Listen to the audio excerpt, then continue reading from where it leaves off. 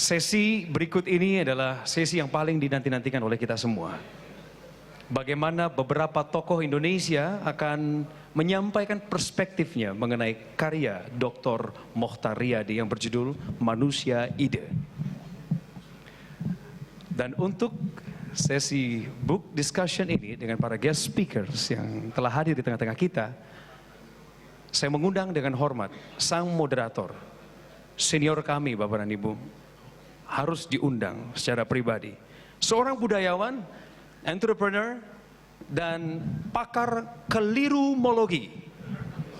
Ya, saya susah ngomong kalau udah kelirumologi, ya beliau yang kasih itu. Berikan sambutan yang meriah untuk Bapak Jaya Suprana.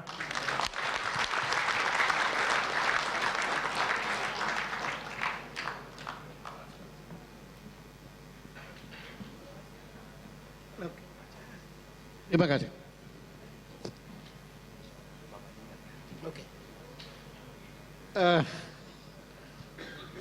Saya ini sebenarnya kebal demam panggung. Saya nggak pernah demam panggung karena seperempat hidup saya itu saya laksanakan di atas panggung. Ya, mulai dari pembicara, moderator, provokator, ya, dan juga pianis, komponis, pokoknya macam-macam dah. Sampai saya sudah tampil juga di Sydney Opera House, Carnegie Hall, Liga Bangsa-Bangsa, UNESCO dan lain-lain. Nggak pernah saya demam panggung, hebat pokoknya saya ini ya. Tapi anehnya hari ini kok saya demam panggung. Betul-betul saya tadi gemeteran di sana dan saya terkencing-kencing dari seterusnya sini. Karena yang hadir di sini itu aura kewibawaannya itu nggak ada duanya di dunia ini. Belum pernah terjadi begitu banyak tokoh berkumpul dengan getaran sukma yang demikian menggetarkan alam semesta ini.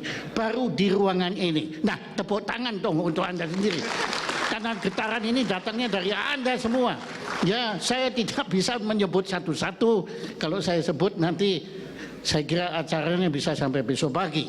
Nah, saya dapat tugas untuk memoderatori acara yang sangat terhormat ini. Nah, saya segera panggil para tokoh yang berhak untuk bicara mengenai Pak Mochtar Riyadi, yaitu yang kita banggakan Ketua MPR Bapak Zulkifli Hasan. Silakan Pak Zulkifli, monggo. Ya, Anda silakan nanti bikin GBHN atau enggak terserah, tapi silakan Anda naik ke panggung. Pak Zulkifli, tepuk tangan untuk Pak Zulkifli. Nah, ya Pak, memang perjalanannya agak susah seperti karier Anda juga ya ke panggung ini. Nah, setelah Ketua MPR sebagai lembaga tertinggi negara kita, juga Ketua DPD Bapak Irman Gusman yang sangat rendah hati. Silakan Pak Irman Gusman. Nah, silakan Pak. Di mana?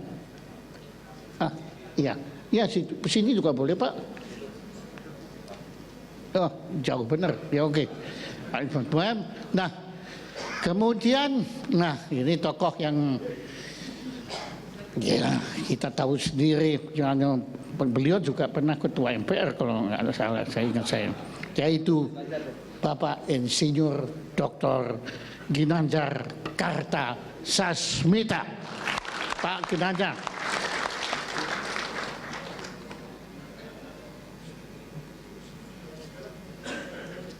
Ada?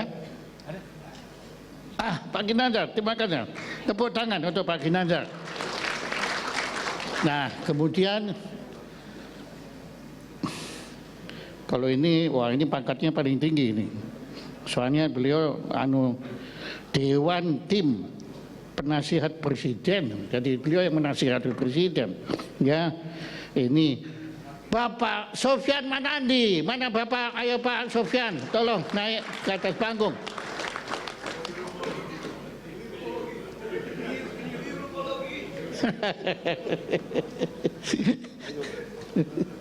Ya, saya kan berhak melakukan kekeliruan, saya keliruologi kan, aman pokoknya saya. Kalau yang lain-lain, beliau-beliau nggak boleh melakukan keliru sedikit pun. Pak Sofyan, silakan. Nah, kita mulai dulu dari justru Pak Sofyan yang paling jauh dari sini. Pak Sofyan, silakan, kami mohon petunjuk Anda mengenai Pak Mokhtar Riyadi, manusia ide. Silakan Pak Mokhtar. Terima kasih nih, Saudara Moderator, dan selamat dulu Pak Mokhtar Riyadi atas kesempatan dan tamu-tamu yang terhormat di sini, terutama tentu Pak SBY tentunya yang datang di sini. Yang sudah lama tidak ketemu, selamat tahun baru Pak. Saya rasa memang kalau kita bicara mengenai Pak Mokhtar Riyadi ini memang banyak sekali, sehingga kita tidak tahu apa yang kita mesti mulai dengan ide dan orangnya. Memang saya mengenal mungkin tahun 70-an pada saat kita bersama-sama bagi pengusaha, dan di situ saya melihat betul bagaimana Pak Mokhtar Riyadi itu memang ya di dalam usahanya, di dalam baik mulainya, dan saya kenal pada saat itu di perbankan. Setelah itu mulai dengan segala macam usaha beliau juga sampai kepada masalah-masalah tentunya waktu kita di Prasetya, ide-idenya juga untuk bagaimana kita harus membantu dan membangun Indonesia ini. Di situ saya mengenal bahwa memang tidak banyak tokoh pada zamannya, Om Lim yang tua-tua ini. Ya, saya kalian termuda Pak Mokhtar ya pada saat itu, yang melihat bahwa beliau ini memang lain dari yang lain begitu. Ya. Karena sebagian besar menurut saya yang saya kenal pada saat itu, apakah itu Om Lim, Pak Eka-nya dan lain-lain, memang Pak Mokhtar ini selalu mulai dengan segala idenya, dan ini beliau buktikan di dalam pelaksanaan ini, di mana beliau bisa ya memberikan motivasi dan juga memperlihatkan apa yang harus dilakukan. Dan pada saat itu tentu mulainya kita sama-sama nggak punya sebenarnya, itu betul-betul memperlihatkan melalui ide itu mengikut pada saat pembangunan, terutama pada zamannya Pak Harto. Itu betul-betul bersama yang lain-lain juga bagaimana kita bisa membantu membangun Indonesia ini. Dari situ kecintaannya terhadap Indonesia terasa sekali di dalam segala pertemuan-pertemuan kita, yang saya ini sebenarnya paling muda di antara bapak-bapak pengusaha itu. Dan ini dibuktikan. Pada saat itu saya pikir beliau ini cuma ahli di bidang perbankan. Tapi ternyata keahliannya bisa switch begitu cepatnya, sehingga pada saat krisis pun 97-98 itu Pak Mokhtar Riyadi bukan cuma survive, bisa berkembang dalam bidang yang sama sekali berlainan. Yang pada saat itu kita heran, kok Pak Mokhtar ini mulai di bidang pendidikannya, di bidang kesehatannya, di bidang propertinya, dalam retail. Jadi sebenarnya Pak Mokhtar ini sudah betul-betul dari mulai kita lahir sampai kita meninggal pun sudah dia pikirkan. Ya. Jadi dan ide ini menurut saya yang tidak pernah kita terpikir pada saat itu mungkin, karena semua tentu.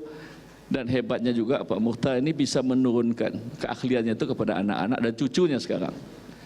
Jadi sebenarnya kelebihannya itu bukan teladan daripada pengusaha saja, bagaimana membangun Indonesia tercinta ini, tapi juga bisa memberikan kepada anak-anaknya juga motivasi dan mengembangkan bersama-sama, dan bisa diteruskan oleh generasi muda seperti James Riyadi dan lain-lain.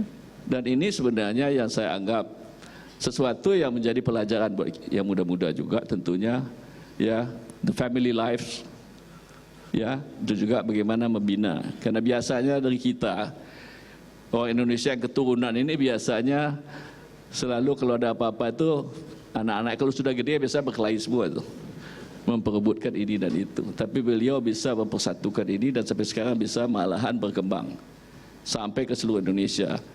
Jadi saya rasa setelah di bidang pendidikan melihat juga bagaimana generasi muda harus dibantu melalui pendidikan, kekurangan kita di pendidikan, kekurangan kita di kesehatan, dan situ beliau masuk sebagai pionir, ya, untuk mengembangkan sebagai swasta.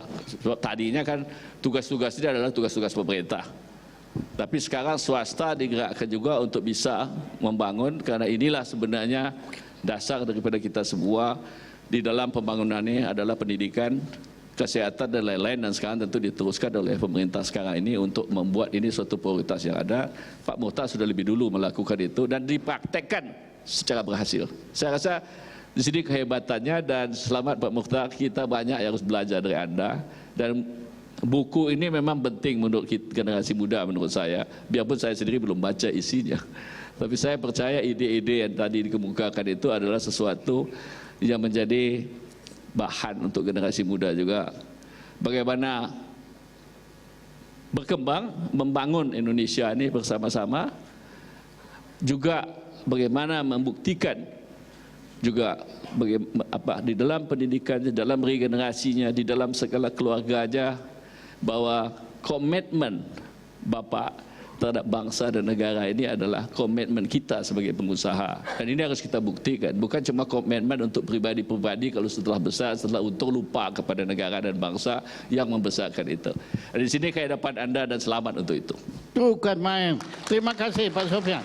Terima kasih. Terima kasih.